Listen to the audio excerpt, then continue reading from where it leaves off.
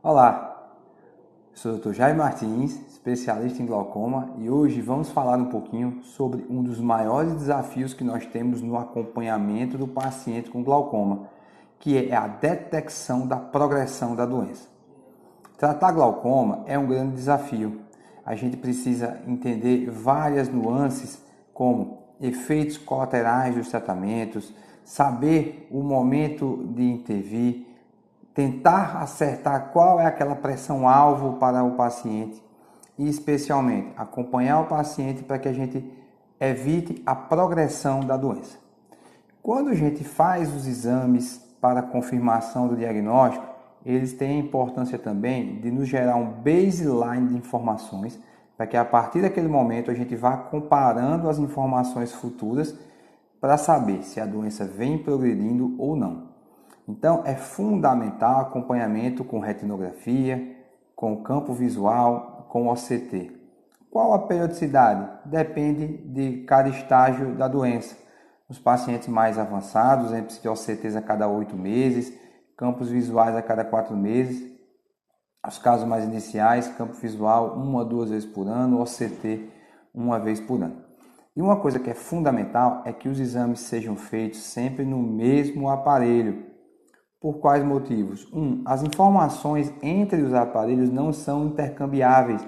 Então, se eu faço uma campimetria no campímetro Humphrey, a informação é diferente do campímetro Optopol ou Octopus. Então, eu não consigo fazer a transposição da informação para me dizer se está progredindo ou se não está.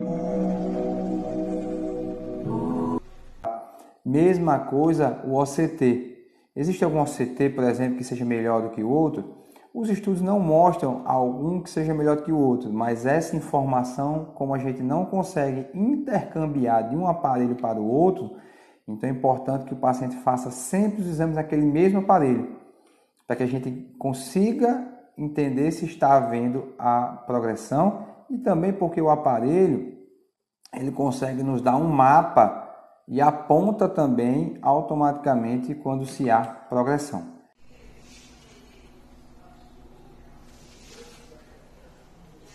É fundamental o paciente respeitar a periodicidade dos exames e fazer também sempre no mesmo aparelho e de preferência com o mesmo examinador, porque pode também ter algumas alterações em relação à centralização, à captação das imagens.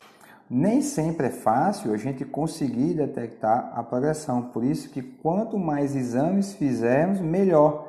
Então é importante somar a retinografia e especialmente o OCT e a campimetria para a gente detectar de fato a progressão. Na campimetria, normalmente nós temos que ter 2 exames consecutivos mostrando o mesmo padrão de piora.